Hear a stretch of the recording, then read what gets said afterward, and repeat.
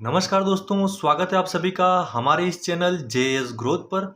तो दोस्तों, सीपीसीटी से जुड़ी आपके लिए एक अनोखी यानी कि आपको जो चीज़ पता नहीं होगी वो सूचना मैं आपके सामने आज रखने जा रहा हूँ, जो कि इस पीडीएफ के माध्यम से है।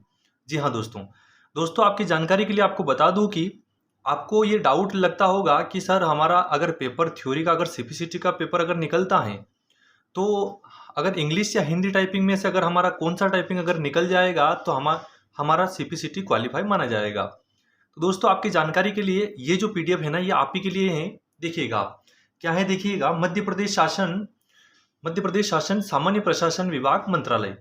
देखिएगा शासन के समस्त विभाग, अध्यक्ष राजस्व मंडल मध्य प्रदेश ग्वालियर, समस्त संभागायुक्त, समस्त विभागाध्यक्ष, समस्त कलेक्टर, समस्त मुख्य कार्यपालन अधिकारी, जिला पंचायत मध्य प्रदेश। ठीक है दोस्तों, देखिएगा अब क्या है, आगे चलते हैं।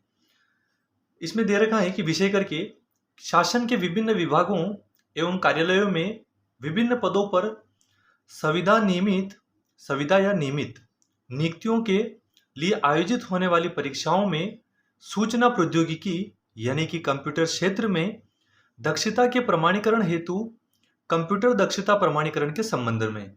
ठीक है, देखिएगा संदर्भ क्या दे रखा है कि इस विभाग का जो पत्र है क्रमांक C3/15/2014/13 दिनांक 24/01/2017 का ये नोटिफिकेशन है। देखिएगा क्या दे रखा है, संदर्भित करके दे रखा है कि संदर्भित परिपत्र दिनांक 24/1/2017 द्वारा कंप्यूटर दक्षता प्रमाणीकरण परीक्षा यानी कि कंप्यूटर प्रोफिशिएंसी सर्टिफिकेशन टेस्ट, जिसे आप शॉर्टकट में बोलते हो सीपीसीटी।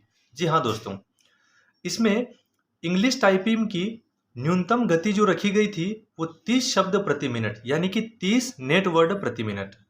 हिंदी टाइपिंग की न्यूनतम गति 20 शब्द प्रति मिनट यानी कि 20 नेट वर्ड प्रति मिनट निर्धारित की गई हैं।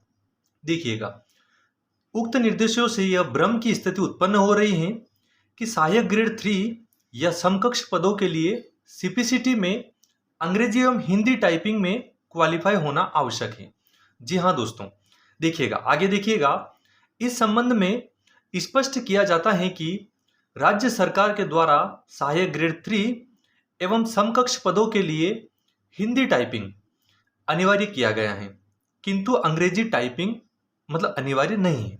जी हाँ दोस्तों, देखिएगा यानी कि मैं बात कर रहा हूँ मध्य प्रदेश सरकार की, यानी गवर्नमेंट के द्वारा एमपी में अगर सहायक ग्रेड 3 की अगर बात की जाए तो उसके लिए केवल हिंदी टाइपिंग को ही मान्यता दी गई है।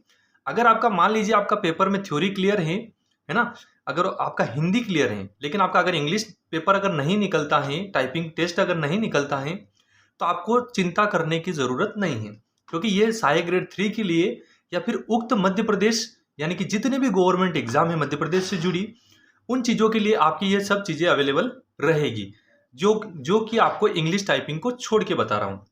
देखिएगा आगे क्या लिख रखा है, इसलिए सहायक ग्रेड 3 की बात कर रहा है कि सहायक ग्रेड 3, देखिएगा आप सहायक ग्रेड 3 की बता रहा है कि सहायक ग्रेड 3 अथवा समकक्ष पदों के लिए सीपीसीटी परीक्षा में हिंदी टाइपिंग होना अनिवार्य है हिंदी टाइपिंग उत्तीर्ण होना अनिवार्य है, जो कि अंग्रेजी नहीं।